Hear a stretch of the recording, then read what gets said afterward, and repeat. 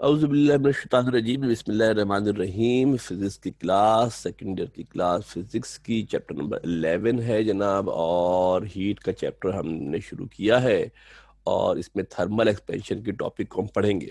कल काफ़ी डिटेल से तफसील से आप लोगों को बता दिया था कि चैप्टर 11 को किस तरीके से इस मरतबा लेके चलेंगे, और आप देखेंगे कि जो काम पहले हमने शायद 10 क्लासों में किया था वो शायद 3-4 क्लासों में कर ले, तो ज़्यादा पैनिक करने की ज़रूरत नहीं है।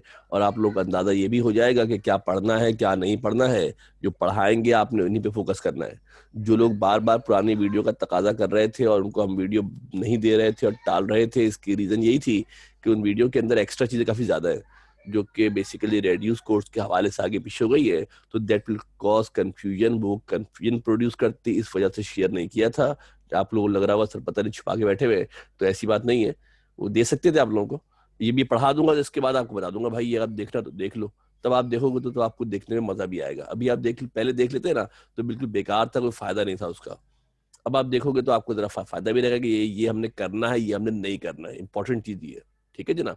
तो अब हम जो यहाँ जो पढ़ा रहे हैं, पढ़ा सारा रहे हैं, प्रॉपर पढ़ा रहे हैं, कोई 420 नहीं है, सारा का सारा पढ़ा रहे हैं। इस पे फोकस कीजिएगा। जब आखिर में टाइम में बच जाए, कभी मौका लगे, फारिग बैठे कोई काम करने को ना हो, तो फिर वो पुरानी वीडियो को देखने की कोशिश कीजिएगा। थर्मल एक्सपेंशन हम पढ़ रहे थे मेरे बेटा कल, अगर आपको याद होगा तो हमने लीनियर एक्सपेंशन का टॉपिक डिस्कस किया था। जल्दी जल्दी से गो थ्रू कर लेते हैं, जल्दी जल्दी से गो थ्रू कर लेते हैं ताकि आपको समझने में आसानी भी रहे। और उसके बाद जो नेक्स्ट टॉपिक बेसिकली है वो इससे बिल्कुल मिलता जुलता है, कुछ बहुत ज्यादा फर्क उसके अंदर है नहीं।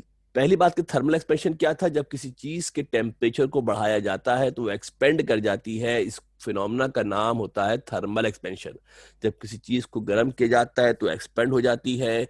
इस फिनोमेना का नाम होता है थर्मल एक्सपेंशन। कहते हैं दो तरह का, तीन तरह के होते हैं।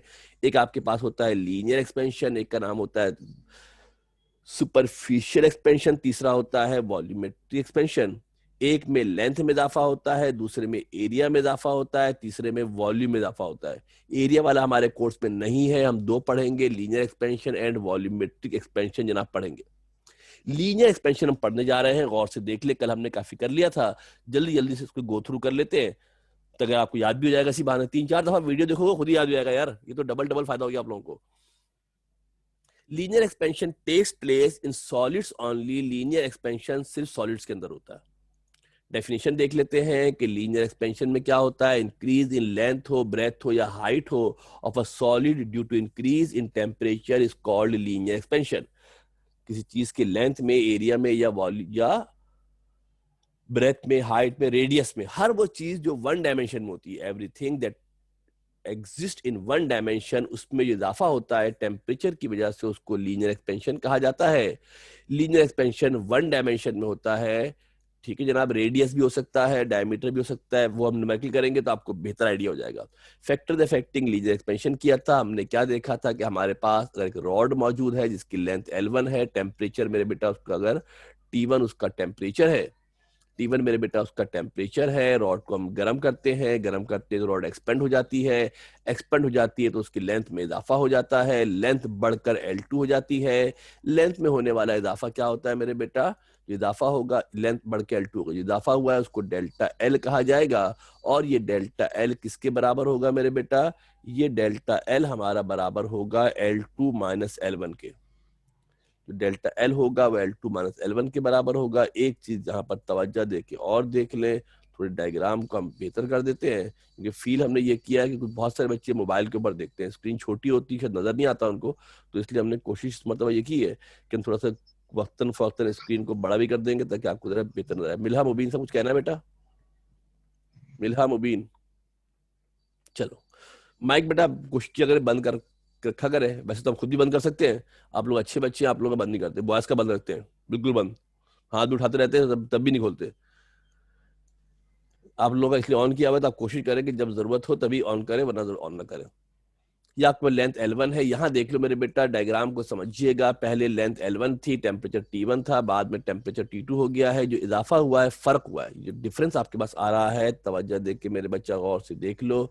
जो डिफरेंस आपके पास आ रहा है इसका नाम होता है डेल्टा एल। क्या नाम होता है बेटा इसका, डेल्टा एल, इसको जो कहा जाता है। इंक्रीज इन टेम्परेचर को डेल्टा टी कहते हैं, जो T2 माइनस T1 के मेरे बेटा बराबर होगा। Increase in length delta L किन पर डिपेंड करती है मेरे बेटा, किस पर डिपेंड करती है, इनिशियल लेंथ पर डिपेंड करती है। अगर इनिशियल लेंथ ज्यादा होगी तो इंक्रीज ज्यादा होगा, इनिशियल लेंथ कम होगी तो इंक्रीज कम होगा। और उसके साथ साथ देख लो बेटा गौर से, उसके साथ साथ देख ले गौर से, डेल्टा एल डायरेक्टली प्रोपोर्शनल होगा टेम्परेचर डिफरेंस के, और डेल्टा एल डायरेक्टली प्रोपोर्शनल किसके होगा, डेल्टा टी के होगा। किसी ने सवाल मुझसे पूछा था व्हाट्सएप पे, क्योंकि आप लोग तो सवाल किया करो ना बेटा व्हाट्सएप के ऊपर, तो नाम और क्लास याद से लिखा करो लाजमी। आप लोग कहते हो सर सवाल की क्लास होगी नहीं होगी, अब मुझे पता नहीं 9th क्लास है, मैट्रिक क्लास है, फर्स्ट ईयर क्लास है, पता नहीं जवाब क्या जवाब दूं। तो नाम और क्लास के साथ सवाल लिखा करें। मेरे पास सब बच्चों के नाम सेव नहीं है, सब बच्चों के नाम मेरे पास कतन सेव नहीं है, ठीक है जनाब अली, इसलिए बड़ा मुश्किल हो जाता है आइडेंटिफाई करना। Delta L is directly proportional to delta T जब मेरे बेटा एक से ज्यादा फैक्टर होते हैं। सुनना जरा गौर से, किसी का सवाल था मैं जवाब दे रहा हूं। जब एक से ज्यादा फैक्टर होते हैं तो उन फैक्टर्स को अलग अलग डिस्कस किया जाता है। यहां पर हम डिस्कस कर रहे हैं सिर्फ टेम्परेचर को, यहां डिस्कस कर लिया लेंथ के अंदर। अब वो सवाल ये किया गया कि डेल्टा दूसरी इक्वेशन में लेंथ क्यों नहीं है, तो भाई दूसरी इक्वेशन तो टेम्परेचर डिफरेंस के हवाले से है ना, पहली इक्वेशन किसके हवाले से, लेंथ के हवाले से। ये कंप्लीट इक्वेशन नहीं है, ये तो बेसिकली हमने सेगमेंट के अंदर अलग अलग चीजों को डिस्कस किया है। पहले हमने लेंथ के फैक्टर को लिया, फिर हमने टेम्परेचर के फैक्टर को लिया। अगर कोई और होता तो उसको भी ले लेते, कोई और होता उसको भी ले लेते। असल जो इक्वेशन हमारे पास है वो उस वक्त बनती है जब हम इन दोनों इक्वेशनों को कंबाइन करते हैं। असल इक्वेशन कब बनती है मेरे बेटा, जब इन दोनों इक्वेशनों को कंबाइन किया जाता है। असल बेसिक इक्वेशन ये वाली है जिसमें सारे फैक्टर शामिल है, जिसमें सारे फैक्टर मेरे बेटा शामिल है। तो असल जो आपके पास इक्वेशन है, असल इक्वेशन ये है, जो मेन इक्वेशन वो ये वाली इक्वेशन है। जो मेन हमारे पास इक्वेशन है मेरे बेटा, मेन इक्वेशन है delta L is equal to alpha L1 delta T. Main equation ये वाली है। ये जो पहली इक्वेशन दूसरी वाली इक्वेशन टेम्परेचर के हवाले से है, पहली वाली इक्वेशन लेंथ के हवाले से है। फिर सुन लो मेरे बच्चा, कोई तीसरी चौथी पांचवी चीज होती तो सबको पहले अलग अलग डिस्कस करते हैं, फिर सबको मिलाकर एक इक्वेशन बनाते हैं। दूसरी इक्वेशन में लेंथ को थोड़ी घुसाएंगे, पहली इक्वेशन में टेम्परेचर को नहीं घुसाएंगे। ये जो इक्वेशन बनी हमारे पास है, इसमें सारे फैक्टर एक साथ शामिल है। प्रोपोर्शनलिटी के निशान को हटाते हैं मेरे बेटा तो कांस्टेंट आएगा, प्रोपोर्शनलिटी के निशान को हटाएंगे तो कांस्टेंट आएगा। इस कांस्टेंट को अल्फा से रिप्रेजेंट करते हैं। किससे करते हैं मेरे बेटा, कांस्टेंट को अल्फा से रिप्रेजेंट किया जाता है, और इसका नाम होता है क्या मेरे बेटा, इसका नाम होता है कोएफिशिएंट ऑफ लीनियर एक्सपेंशन, और इसको डिफाइन करते हैं, ये increase in length per unit length पर डिग्री राइज इन टेम्परेचर है।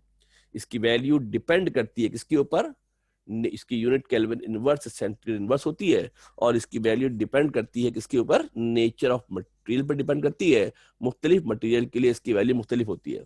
मैं स्लाइड बनाते हुए मेरी हमेशा ही कोशिश होती है कि एक स्लाइड पर मुकम्मल कंप्लीट टॉपिक हो, ताकि आपकी स्क्रीन पर आपके सामने सारी की सारी चीजें मौजूद हो। आगे पीछे तीतर बटेर करेंगे तो मामला खराब हो जाएगा। यही वजह है कि बाज दफा एक आध चीजें लिखने में मजबूरी मेरी पड़ जाती है, मैं लिखने से उसको जरा सा रह जाता है। ठीक है जनाब, तो डेल्टा एल की यूनिट कैसे निकलती है, L1 को 1 रख देंगे, डेल्टा टी को 1 रख देंगे। जब इन दोनों की वैल्यू 1 हो जाएगी तो अल्फा डेल्टा एल के बराबर हो जाएगा, जिसको चेंज इन लेंथ कहते हैं। असल एक और जो इंपॉर्टेंट फार्मूला है वो हमारे पास डेल किसके लिए फार्मूला है मेरे बेटा, L2 के लिए फार्मूला है। न्यूमेरिकल वगैरह में आगे डेरिवेशन में काम आएगा। डेल्टा एल चूंकि अल्फा L1 डेल्टा टी के बराबर है, डेल्टा एल आप जानते हैं किसके बराबर है मेरे बेटा, हमने पीछे आपको मेंशन कर दिया था। जो डेल्टा एल हमारे पास है वो किसके बराबर है, L2 माइनस L1 के बराबर है। डेल्टा एल की जगह पर मेरे बेटा L2 माइनस L1 लिखा। L1 को हमने सेपरेट कर लिया है, L1 को मेरे बेटा हमने सेपरेट कर लिया है। जब L1 को हम सेपरेट कर लेंगे तो क्या हो जाएगा, माइनस का L1 था, दूसरी तरफ जाएगा तो प्लस का L1 हो जाएगा। फिर हमने L1 कॉमन निकाल लिया इन दोनों में से। किसमें से मेरे बेटा, तवज्जो देके देख लो गौर से। इन दोनों में से हमने क्या किया मेरे बेटा, इन दोनों में से हमने किसको कॉमन निकाल लिया है, L1 को हमने कॉमन निकाल लिया है। जब कुछ मुकम्मल तौर पे कॉमन चली जाती है तो 1 बचता है। क्या हो जाएगा मेरे बेटा, delta L is equal L2 is equal to L1 1 plus alpha delta T. Symbolically हमने जो फार्मूला ड्राइव किया है वो लेंथ को लेकर किया है। सिंबॉलिकली हमने जो फार्मूला ड्राइव किया है वो लेंथ को लेकर किया है। लेंथ 1 डायमेंशन में होती है, मगर ब्रेथ हो, हाइट हो, रेडियस हो, डायमीटर हो, ये सब के सब किस में होते हैं, वन डायमेंशन में होते हैं, लिहाजा इस फार्मूले को जहां L2 लिखा था इसको चाहे तो ब्रेथ में होगा तो B लगा देंगे, हाइट में होगा तो H लगा देंगे, और अगर रेडियस में होगा तो R लगा देंगे, डायमीटर में होगा तो D लगा देंगे। The formula can be change as per requirement, जैसी हमारी जरूरत होगी उसी हिसाब से हम फार्मूले को तब्दील चेंज करते रहेंगे। राइट? कोई सवाल किसी के जहन में जल्दी से कर लो भाई, क्योंकि जो अगला वाला बिल्कुल सेम टू सेम है, डी टू ऐसे ही है। ये अगर क्लियर है तो फिर अगले वाले के अंदर कतन प्रॉब्लम नहीं होगा। जो मेन इंपॉर्टेंट है वो बीटा इक्वल टू 3 अल्फा का प्रूव है। जी बेटा राफिया रईस साहब सवाल करें, बोले जल्दी जल्दी बोलो यार। सर ये जो हमने स्टील और कॉपर के लिए अल्फा की वैल्यू निकाली है, तो इसमें L1 और डेल्टा टी जो है ये हमने 1 1 ही लिया है। ये मेरे बच्चा जो अल्फा की वैल्यू होती है उस वक्त होती है जब किसी चीज की जनाब लेंथ 1 मीटर हो, टेम्परेचर 1 डिग्री हो, तो उसका नाम अल्फा होता है। अदरवाइज थोड़ी अल्फा होगा। अल्फा नाम ही उस वक्त होगा जब इनिशियल लेंथ 1 मीटर होगी और टेम्परेचर डिफरेंस 1 डिग्री होगा, तभी उसका नाम अल्फा रखा जाएगा। ठीक है मेरे बेटा, आगे चले भाई। नाउ देन इसके बाद हमारे पास मेरे बेटा आता है कोफिशिएंट ऑफ वॉल्यूम। अब आप आता है वॉल्यूमेट्रिक एक्सपेंशन। क्या आता है मेरे बेटा? वॉल्यूमेट्रिक एक्सपेंशन जनाब वॉल्यूम में इजाफा होता है, और वॉल्यूम सॉलिड का, लिक्विड का, गैस का, सबका होता है। वॉल्यूम की डेफिनेशन होती है space occupied by substance is called volume. Volume solid का भी होता है, वॉल्यूम लिक्विड का भी होता है, वॉल्यूम किसका होता है मेरे बेटा? गैस का भी होता है। सॉलिड का भी होता है, लिक्विड का भी होता है, गैस का भी होता है। लिहाजा volumetric expansion will take place, can take place in all three states of matter. Linear सिर्फ सॉलिड में था, मगर वॉल्यूमेट्रिक सब में हो सकता है। ठीक है मेरे बेटा, 3 डायमेंशन में होता है। डेफिनेशन देख ले, बिल्कुल सेम डेफिनेशन है, बस जहां लेंथ था वहां लेंथ निकल के वॉल्यूम आ जाएगा। The increase in volume due to increase in temperature is called volumetric expansion. Volumetric expansion takes place in 3 dimension। 3 dimension होंगे, मीटर क्यूब में यूनिट आएगी इसकी। Hence it is। अच्छा, दूसरी बात, जो होते हैं सॉलिड, जो हमारे सॉलिड होते हैं वो क्यूब की शक्ल में होते हैं। जो सॉलिड हमारे होते हैं वो क्या होते हैं मेरे बेटा? क्यूब की शक्ल में होते हैं। घर में देखा होगा डी फ्रीजर के अंदर आइस क्यूब होते हैं। क्या होते हैं? आइस क्यूब होते हैं। होते नहीं होते भाई? छोटे छोटे आपके बॉक्स के अंदर क्या बने होते हैं? क्यूब बने होते हैं। मेहमान ज्यादा आ जाए, कोल्ड ड्रिंक कम पड़ जाए, तो क्यूब के जरिए कोल्ड ड्रिंक पूरी की जा सकती है। ऐसी करते हैं ना भाई? मेहमान ज्यादा आ जाए तो बर्फ की मिकदार कोल्ड ड्रिंक के अंदर बढ़ा दी जाए, तो जनाब ऐसी सूरत में कोल्ड ड्रिंक मेहमानों में पूरी की जा सकती है। वो तो आइस क्यूब होता है। क्यूब के मतलब होता है 3 dimension, length into breadth into height. Length into breadth into height, चूंकि वॉल्यूम क्यूब में होता है, इसी वजह से इसका एक और नाम होता है क्यूबिकल एक्सपेंशन। इसी वजह से इसका जो एक और नाम होता है, क्या नाम होता है बेटा? इसी वजह से इसका एक और नाम जो होता है, इसका एक और नाम होता है cubical expansion. It is also called cubical expansion. इसको मेरे बेटा क्यूबिकल एक्सपेंशन भी इसको जनाब कहा जाता है। इसका जो एक और नाम होता है, इसको मेरे बेटा क्यूबिकल एक्सपेंशन भी इसको कहा जाता है। तो वजह देकर गौर से ध्यान से देखिएगा।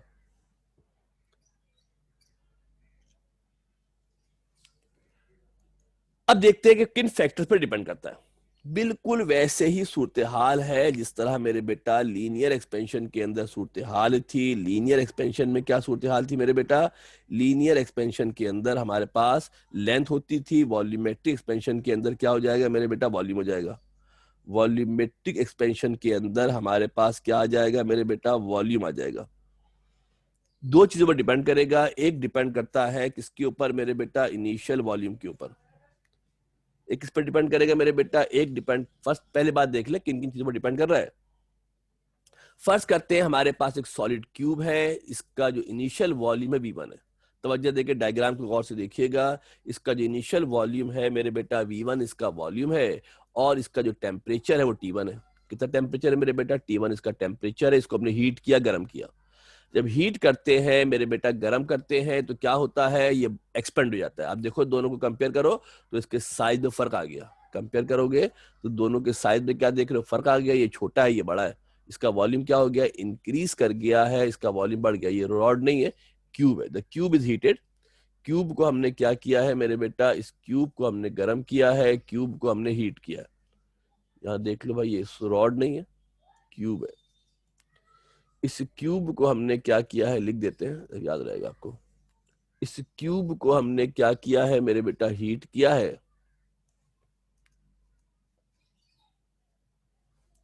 The cube is heated, cube को हमने क्या किया मेरे बेटा, हीट किया है, और जब क्यूब को हम हीट करेंगे, क्यूब को हम गर्म करेंगे, तो जनाब क्या हो जाएगा, एक्सपेंड करेगा, एक्सपेंड करेगा तो इसका वॉल्यूम बढ़ जाएगा, वॉल्यूम बढ़ के क्या हो जाएगा, V2 हो जाएगा, वॉल्यूम बढ़ के इसका V2 हो जाएगा, टेम्परेचर बढ़ के इसका T2 हो जाएगा, ऊपर लिखा हुआ टेम्परेचर, टेम्परेचर हमारा T2 हो जाएगा, वॉल्यूम में इजाफा क्या हो जाएगा, डेल्टा V होगा, जो किसके बराबर होगा, V2 माइनस V1 के बराबर होगा। जो वॉल्यूम में इजाफा है, जो वॉल्यूम इंक्रीज है, किसके बराबर होगा मेरे बेटा, जो वॉल्यूम में इजाफा है, जो वॉल्यूम इंक्रीज है, किसके बराबर होगा, V2 माइनस V1 के बराबर होगा। और जो टेम्परेचर में इजाफा है मेरे बेटा, वो किसके बराबर हो जाएगा, T2 माइनस T1 के बराबर हो जाएगा। जो टेम्परेचर में हमारा इजाफा है वो किसके बराबर हो जाएगा, T2 माइनस T1 के जनाब बराबर हो जाएगा।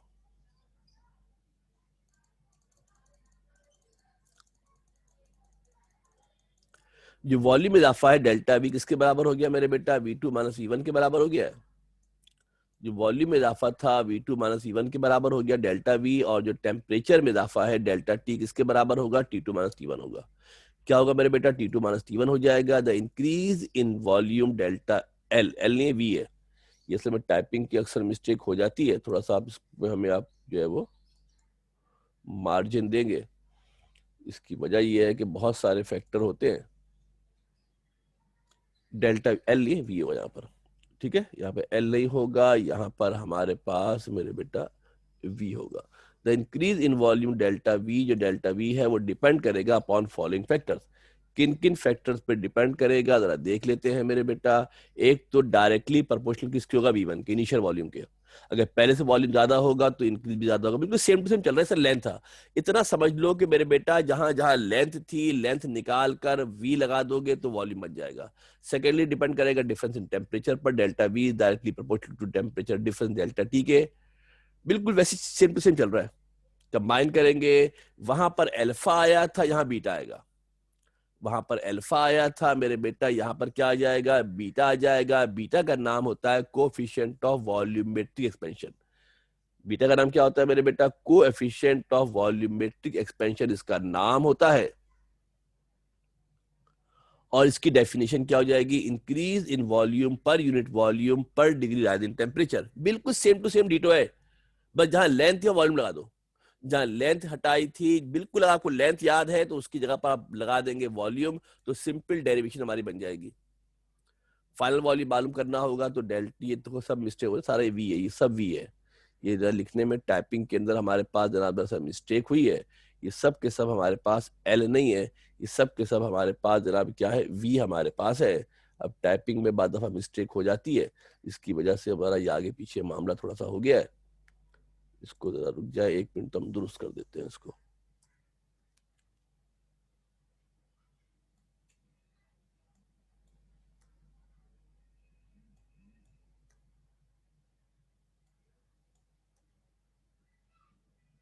थोड़ा सा सबर कीजिएगा, इसको मैं हाथ का सही कर दूं वरना जबानी में रह जाता है। इतनी क्लासें कंटिन्यूटी के अंदर होती है तो बड़ा मुमकिन नहीं रहता कि हम याद रहे कि किस क्लास में क्या हुआ था, इसलिए मैं हाथ के हाथ ही अभी सही कर देता हूँ उसको, और आपको भी जरा देखने में आसानी हो जाएगी।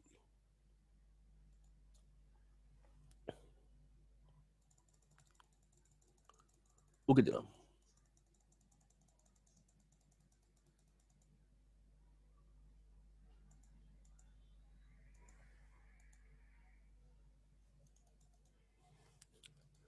इसकी वैल्यू भी नेचर ऑफ मटेरियल पर डिपेंड करती है, मुख्तलिफ मटेरियल के लिए इसकी वैल्यू मुख्तलिफ होती है।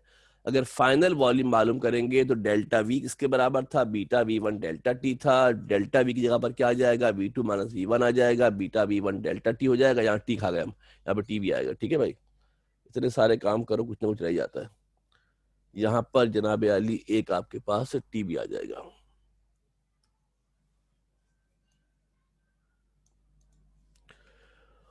माइनस का V1 है, वहां जाएगा तो प्लस का V1 हो जाएगा, और उसके बाद मेरे बेटा V1 कॉमन निकाल लेंगे, V1 कॉमन निकाल लेंगे तो क्या हो जाएगा मेरे बेटा, बीटा V1 डेल्टा टी हो जाएगा। ये फार्मूले आपको याद होने चाहिए, ये फार्मूले आपको याद होने चाहिए। आगे डेरिवेशन वगैरह करेंगे तो इनमें हमें इसकी मदद मिलेगी, ये फार्मूलों की हमें वहां पर जरूरत पेश आएगी। ठीक है भाई, जरा इसको ध्यान से तवज्जो से इसको देख लीजिएगा, बिल्कुल सेम टू सेम है, डीटो है। ठीक है जनाब, जो असल चीज मैं आपको बताऊं ईमानदारी के साथ, याद क्या होना चाहिए आपको। आप बोलोगे सर ने इतनी सारी कहानी सुना दिया, बता रहे याद क्या करना चाहिए। एक तो आपको ये डेफिनेशन याद होनी चाहिए, एग्जाम में पूछते हैं ना, define coefficient of linear expansion या कोफिशिएंट ऑफ वॉल्यूमेट्रिक एक्सपेंशन, तो भाई उसके जवाब में ये लिखना होता है, उसके जवाब में ये लिखना होता है। अक्सर पूछा मैंने, अक्सर होता है टेस्ट के अंदर, define coefficient of linear expansion, क्या लिखते हैं जवाब में? जवाब में पता है क्या लिखते हैं? जवाब में लिखते हैं the increase in length in volume is called coefficient. तो भाई ये गलत है। अगर पूछेंगे कोफिशिएंट ऑफ लीनियर एक्सपेंशन क्या होता है, तो कोफिशिएंट ऑफ लीनियर एक्सपेंशन की डेफिनेशन ये वाली होती है जो ग्रीन से लिखी है। कोफिशिएंट ऑफ लीनियर एक्सपेंशन पूछेंगे तो ये डेफिनेशन होगी, ये वाला फार्मूला है, उसकी जब डेफिनेशन पूछेंगे तो डेफिनेशन के साथ लाजिम है कि आप ये फार्मूला मेंशन करें। ये दो चीजें बेसिकली याद होनी चाहिए। जो सवाल एग्जाम में कैसे आता है मैं आपको आगे चल के बताता हूँ, अभी एग्जाम में सवाल कैसे आता है, ये सारी डिस्क्रिप्शन के एग्जाम में आने के चांसेस जो है ना वो ना होने के बराबर है, बड़ी माजरत के साथ पढ़ा सारा दिया है। ठीक है जी। सवाल एग्जाम में क्या आता है जरा तवज्जो देखिएगा, ये एक डेफिनेशन ये याद होनी चाहिए, कौन सी? Beta is equal to delta V, ये increase in length per unit, increase in volume per unit volume, coefficient of volumetric expansion की, कोफिशिएंट ऑफ लीनियर एक्सपेंशन की, ये दो डेफिनेशन याद होनी चाहिए। और जो नेक्स्ट मेरे बेटा हम टॉपिक करने जा रहे हैं, the most most most most important topic, वो हमारे आपको याद होना चाहिए। वो आपसे पूछेंगे जिसका नाम है मेरे बेटा डेरिवेशन है, किसकी मेरे बेटा? Beta is equal to 3 alpha की एक डेरिवेशन है, ये आपसे पूछेंगे। सवाल एग्जाम में कैसे आएगा सुनो गौर से, सवाल एग्जाम में आएगा डिफाइन कोफिशिएंट ऑफ कोएफिशिएंट, पूरा सुनना गौर से, define coefficient of linear expansion and coefficient of volumetric expansion, यानी अल्फा और बीटा की डेफिनेशन पूछिए, and establish relation between them, और उनके दरमियान रिलेशन एस्टैब्लिश करें। उनके दरमियान जो रिलेशन है उसका नाम क्या है? Beta is equal to 3 alpha. क्या नाम बेटा है? Beta is equal to 3 alpha. ये ऐसे आ जाएगा कि show that beta is equal to 3 alpha, या show that coefficient of volumetric expansion is 3 times to the coefficient of linear expansion. ऐसे आपसे सवाल पूछ सकते हैं, ये आपका टॉप मोस्ट सवाल है। बेसिकली सवाल जब भी आप पास पेपर में देखोगे तो यही सवाल आपको नजर आएगा। कोशिश ये करेंगे चैप्टर मुकम्मल होगा तो हम इंशाअल्लाह पास पेपर को लेके भी डिस्कस करेंगे और फिर बताएंगे भी क्या ऑप्शन, क्या रेड्यूस के अंदर है और क्या आपने पढ़ना है। पूरी देखिए गौर से, ध्यान से बेटा। फर्ज करते हैं हमारे पास एक सॉलिड क्यूब मौजूद है, we have a solid cube. फर्ज करते हैं हमारे पास एक सॉलिड क्यूब है और उसका जो इनिशियल टेम्परेचर है T1 है। कितना टेम्परेचर है मेरे बेटा? T1 इसका इनिशियल टेम्परेचर है, और इसका वॉल्यूम जनाब यार, उसकी जो इनिशियल लेंथ है, सुनना बेटा गौर से, लेंथ किसे कहते हैं? एक एंड से दूसरे एंड तक का जो फासला है इसको मेरे बेटा लेंथ कहा जाएगा। इसकी जो लेंथ है यहां से लेके यहां तक, इसका नाम है L1। क्या नाम बेटा इसका है? डायग्राम में देख लो बेटा गौर से, इसका नाम L1 है। और मेरे बेटा इसकी कोई ब्रेथ भी होगी, जो इसकी ब्रेथ है इसका नाम है B1, और जो इसकी हाइट है इसका नाम है H1। क्या नाम बेटा? हाइट का नाम देख लो बेटा गौर से, तवज्जो देके डायग्राम में गौर से देख लीजिएगा। ये जो फासला होता है इसको ब्रेथ कहते हैं। ये ब्रेथ क्या है मेरे बेटा? कुछ बोलना है बेटा? अकीला मरियम, ये ब्रेथ हमारे पास B1 है, और मेरे बच्चा जो हाइट इसकी है वो हाइट हमारे, इस चीज को हाइट कहते हैं, जो हाइट हमारे पास है वो हाइट हमारे पास H1 है। L1 लेंथ है, B1 ब्रेथ है, H1 हमारे पास क्या है? हाइट है। फर्ज करते हैं इसका वॉल्यूम हमारे पास है V1। कितना वॉल्यूम मेरे बेटा है? वॉल्यूम इसका V1 है। क्या वॉल्यूम बेटा? यहाँ देखो लिखा है गौर से, इसका जो वॉल्यूम हमारे पास है, फर्ज करते हैं इसका जो वॉल्यूम है वो वॉल्यूम V1 है। फार्मूला क्या होता है वॉल्यूम का? हम जानते हैं कि वॉल्यूम का फार्मूला होता है length into breadth into height. क्या फार्मूला होता है मेरे बेटा? Length into breadth into height हमारा फार्मूला होता है वॉल्यूम का। यहाँ पर लेंथ L1 है, ब्रेथ मेरे बेटा B1 है, हाइट मेरे पास H1 है। लेंथ B1 है, ब्रेथ, लेंथ L1 है, ब्रेथ B1 है। लेंथ का फार्मूला क्या होता है? Length into breadth into height. क्या फार्मूला होता है? लेंथ इंटू, याद है नहीं याद है? अगर याद नहीं है तो आपकी मोहब्बत में भाई ये भी लिख देते हैं यार, क्या याद करोगे? अगर आपको याद नहीं है तो ये भी लिख देते हैं मेरे बेटा कि जो वॉल्यूम हमारे पास होता है, जो वॉल्यूम हमारे पास होता है, वॉल्यूम क्या होता है मेरे बेटा? LENGT, यही होता है ना भाई? नहीं, फार्मूला होता है length into breadth into height. हमारे पास मेरे बेटा फार्मूला होता है वॉल्यूम का। In this case length into breadth into height formula होता है। इस वक्त लेंथ L1 है, ब्रेथ B1 है, हाइट H1 है, लिहाजा हमने क्या किया बेटा? इसको L1 B1 H1 हो गया। इसके बाद क्या किया मेरे बेटा? हमने इस क्यूब को हीट किया है, इस क्यूब को हमने गर्म किया। क्या किया है, क्यूब को हमने हीट किया है, क्यूब को हमने गर्म किया है, टेम्परेचर में इजाफा किया है। जब गर्म किया तो फैल जाएगा, बढ़ जाएगा, वॉल्यूम एक्सपेंड हो जाएगा। जब गर्म करेंगे, हीट करेंगे तो क्या होगा, एक्सपेंड हो जाएगा। देखा है, लाल भी हो गया भाई। और इसकी लेंथ भी बढ़ जाएगी, ब्रेथ भी बढ़ जाएगी। इसका टेम्परेचर कितना हो गया मेरे बेटा, टेम्परेचर इसका T2 हो गया है। लेंथ मेरे बेटा इसकी जो थी वो बढ़ गई, और लेंथ बढ़कर इसकी L2 हो गई है। ब्रेथ भी बढ़ गई है, ब्रेथ बढ़कर B2 हो गई है। हाइट भी बढ़ गई है, हाइट बढ़कर हमारे पास क्या हो गई है मेरे बेटा, हाइट बढ़कर हमारे पास H2 हो गई है। ये आपकी लेंथ बढ़कर L2 हो गई है, ब्रेथ बढ़कर B2 हो गई है, और हाइट भी बढ़ गई है, हाइट बढ़कर H2 हो गई है। नाउ हियर अगर हम वॉल्यूम को मालूम करने जाएं, यहां पर मेरे बेटा अगर हम वॉल्यूम को मालूम करने जाएंगे तो वॉल्यूम भी बढ़ जाएगा। वॉल्यूम बढ़ के V2 हो गया। जो वॉल्यूम था हमारा, वॉल्यूम बढ़कर क्या हो गया है, V2 हमारा वॉल्यूम हो गया है। यहाँ तवज्जो देखिए, गौर से देख ले, वॉल्यूम हमारा V2 हो गया है। अगेन अगर हम वॉल्यूम के फार्मूले को इस्तेमाल करें, length into breadth into height को, तो इस मर्तबा क्या हो जाएगा बेटा, लेंथ L2 हो गई है, ब्रेथ B2 हो गई है, हाइट H2 हो गई है। लेंथ L2 हो गई है, ब्रेथ B2 हो गई है, हाइट हमारे पास क्या हो गई है मेरे बेटा, H2 हमारे पास जनाब जब हो गई है। फार्मूला क्या हो जाएगा, L2B2H2। क्या फार्मूला हो जाएगा, L2B2H2 हो जाएगा। मगर जो हमने पीछे पढ़ा थर्मल एक्सपेंशन, जो हमने पढ़ा लीनियर एक्सपेंशन, जो हमने पढ़ा वॉल्यूमेट्रिक एक्सपेंशन, उसके मुताबिक L2 किसके बराबर होता है, L2 तो L1 1 plus alpha delta T होता है। B2 किसके बराबर होता है, B1 1 plus beta delta T होता है। और H2 किसके बराबर होता है, H1 1 plus alpha delta T के बराबर होता है। ऐसे पढ़ा ना पीछे भाई। पहले क्या था, टेम्परेचर आपके पास, टेम्परेचर T1 था, ब्रेथ B1 थी, लेंथ L1 थी। पहले वॉल्यूम L1 B1 H1 आया, बाद में क्या हो गया, L2 B2 H2 हो गया है। और हम क्या देखते हैं मेरे बेटा कि जो L2 होता है, जो B2 होता है, H2 होता है, थर्मल एक्सपेंशन की जो हमने डिस्कशन पीछे की थी, उस थर्मल एक्सपेंशन के मुताबिक इनके तो फार्मूले होते हैं। इनके तो फार्मूले होते हैं L2 B2 H2, जो पीछे हमने पढ़ाया आपको, आज दोबारा रिवाइज करा दिया था। और जो V2 होता है, इस V2 का ही फार्मूला होता है। जो V2 हमारे पास होता है, V2 का भी फार्मूला होता है 1 plus beta delta T. V2 का भी फार्मूला क्या होता है, 1 प्लस बीटा डेल्टा टी हमारे पास फार्मूला होता है।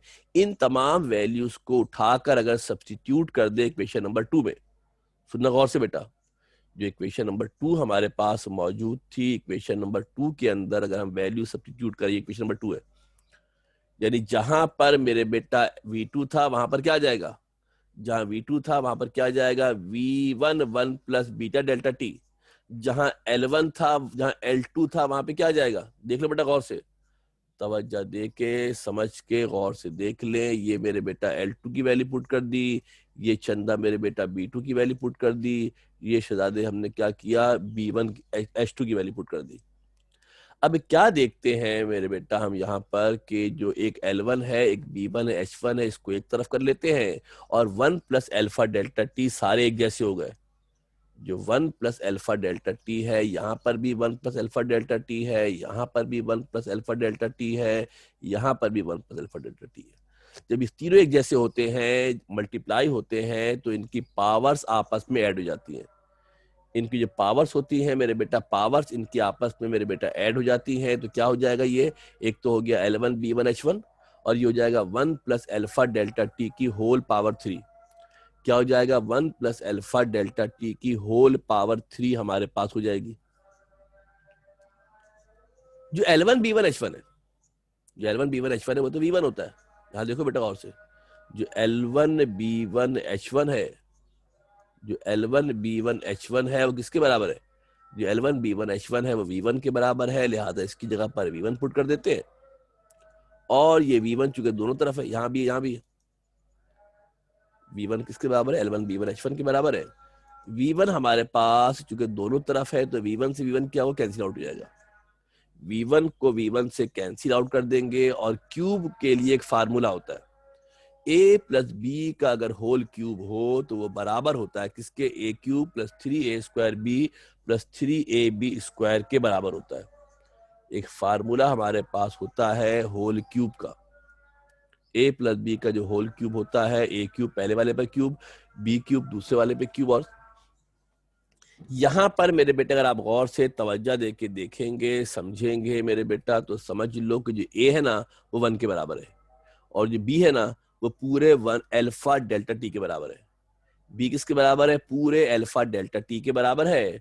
और जब फार्मूले को इस्तेमाल करके फार्मूले को एक्सपेंड कराया जाएगा तो क्या बन जाएगा मेरे बेटा? गौर से देखना, 1 का क्यूब, 1 ए का क्यूब, 1 का क्यूब, 3 ए का स्क्वायर, 1 का square, B alpha beta delta, alpha delta T है, मिस्टेक हुई बेटा यहाँ पर हमारे पास अल्फा डेल्टा टी आएगा, गलती से देखो हमने बीटा डेल्टा टी यहाँ लिख दिया है।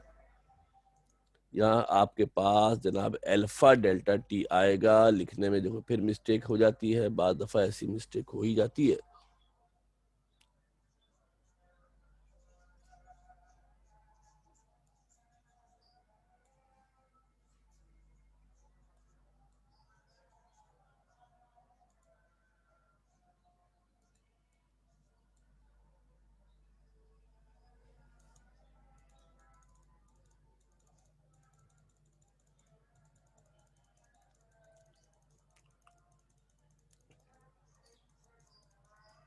जनाब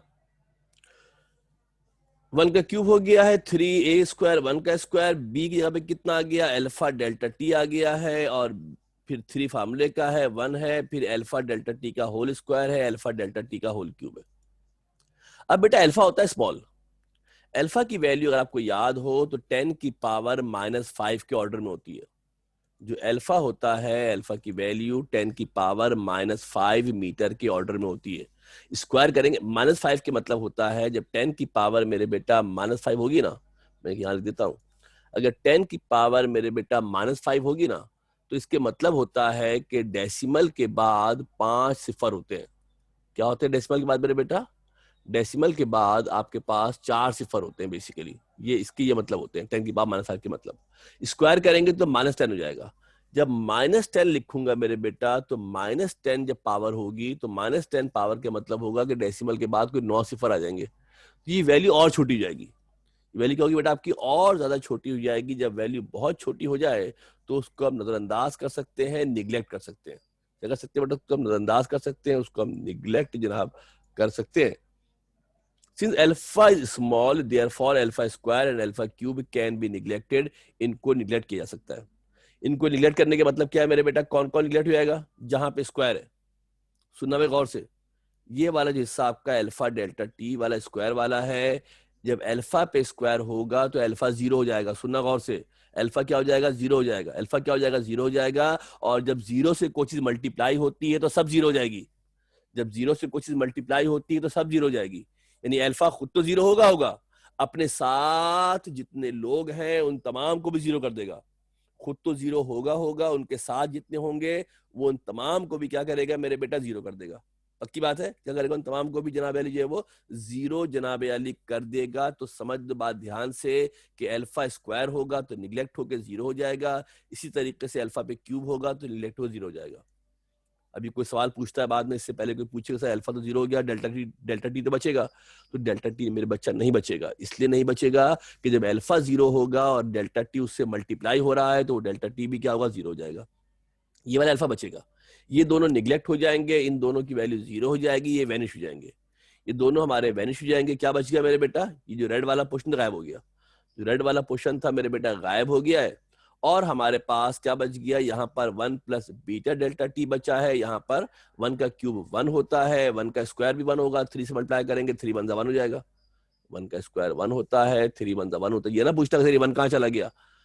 1 का स्क्वायर 1 होता है, 1 का स्क्वायर 1 होता है। जब 1 का स्क्वायर मेरे बेटा 1 होगा, सुन लो गौर से भाई, 1 का स्क्वायर है, 1 का स्क्वायर 1 रहेगा। और जब वो 3 से मल्टीप्लाई होगा तो 3 1 3 हो जाएगा। मल्टीप्लाई होकर ये 3 होकर आपका यहाँ आ गया। ठीक है, ये कह कहाँ चला गया सर? कहीं नहीं गया भाई, मल्टीप्लाई होकर 3 के बराबर हो गया। ये दोनों वैनिश हो गए, दोनों आपके निगलेक्ट हो गए, वैनिश हो गए, गायब हो गए। 1 दोनों तरफ है, एक से दूसरी तरफ ले जाएंगे तो कैंसिल हो जाएगा। बड़ी क्लासों में डायरेक्टली कैंसिल कर देते हैं। इसको डायरेक्टली कैंसिल कर देते हैं तो क्या बच गया? बीटा डेल्टा टी, यहाँ बचा बीटा डेल्टा टी, यहाँ पे बचा 3 अल्फा डेल्टा टी। अब डेल्टा टी भी दोनों तरफ है, यहाँ भी डेल्टा टी है, यहाँ भी डेल्टा टी है। डेल्टा टी भी मेरे बेटा दोनों तरफ मौजूद है, लिहाजा क्या करेंगे? डेल्टा टी से डेल्टा टी भी कैंसिल हो जाएगा। डेल्टा टी यहाँ है, डेल्टा टी यहाँ है, डेल्टा टी कैंसिल हो जाएगा, क्या बच गया, beta is equal to 3 alpha. क्या बच गया, beta is equal to 3 alpha. और ऐसे ही हमने डेरिवेशन करनी थी, ऐसे ही हमने प्रूफ करना था, अगर आपको याद हो, beta is equal to 3 alpha हमने जनाब प्रूफ करना था। एक दफा एग्जाम में ऐसा हुआ कि उन्होंने सवाल पूछा कि जनाब प्रूफ करें अल्फा बराबर होता है बीटा अपॉन 3 के, अल्फा बराबर होता है बीटा अपॉन 3 के। तो बच्चे आके कहने लगे सर आपने तो beta is equal to 3 alpha पढ़ाया था, alpha is equal to beta upon 3 तो नहीं पढ़ाया था। तो मेरे बेटा ये 3 यहाँ मल्टीप्लाई हो रहा है, इज इक्वल टू दूसरी तरफ जाएगा तो डिवाइड हो जाएगा। 3 यहाँ मल्टीप्लाई हो रहा है, इक्वल टू के दूसरी जानिब जाएगा तो क्या हो जाएगा शहजादे, यहाँ मल्टीप्लाई हो रहा है, इक्वल टू के दूसरी जानिब जाएगा तो डिवाइड हो जाएगा। ऐसा जुल्म ना करना। तो अल्फा क्या इसके बराबर हो गया, बीटा अपॉन 3 हो गया। अगर एग्जाम में आ जाए अल्फा बराबर है बीटा अपॉन 3 को, तो यही सारा काम करना है, यही सारा काम आपने परफॉर्म करना है, यही सारा काम आपने करना है। ये आप समझ लो मेरे बेटा कि द मोस्ट इंपॉर्टेंट टॉपिक, ये बहुत इंपॉर्टेंट तरीन टॉपिक आपका है। इसकी वजह यह है कि रेडियस कोर्स के नाम पे काफी सारी चीजें निकाल दी हैं। जो इसके बदले सवाल आना था, बेसिकली जो मोस्ट इंपॉर्टेंट सवाल था, टॉप इंपॉर्टेंट सवाल था, वो उन्होंने फारिग कर दिया। इसका मतलब है कि अगर हम थ्योरेटिकल सवाल के ऊपर जाएंगे तो ये सवाल बच्चे इकलौता एग्जाम में आने के लिए। गिनती की चंद सवालात है, जब मैं चैप्टर की समरी आपको करवाऊंगा, जब चैप्टर ये खत्म होगा तो उसकी एक समरी बनाएंगे कि क्या याद करना है, क्या रेड्यूस पे चला गया है, पास पेपर के अंदर निशान भी लगवा देंगे, बेटा ये वाला है शामिल कोर्स के अंदर, ये वाला शामिल नहीं है कोर्स के अंदर, वो सब बताएंगे। तो वहां आपको अंदाजा होगा कि it is one of the most important topic, ये बहुत ही इंपॉर्टेंट तरीन अहम तरीन टॉपिक हमारे पास है। कल की इंशाल्लाह क्लास में आएंगे तो इसके न्यूमेरिकल करेंगे, कल की क्लास में आएंगे इंशाल्लाह तो इसके न्यूमेरिकल करेंगे। चैप्टर हमारा टॉपिक हमारा मुकम्मल हो गया, 3 क्लासों में टॉपिक हमारा मुकम्मल हो गया है। ये पहले मेरे ख्याल से कोई हमने 8 क्लासों में किया होगा मेरे ख्याल से, ऐसे ही है मेरे बेटा।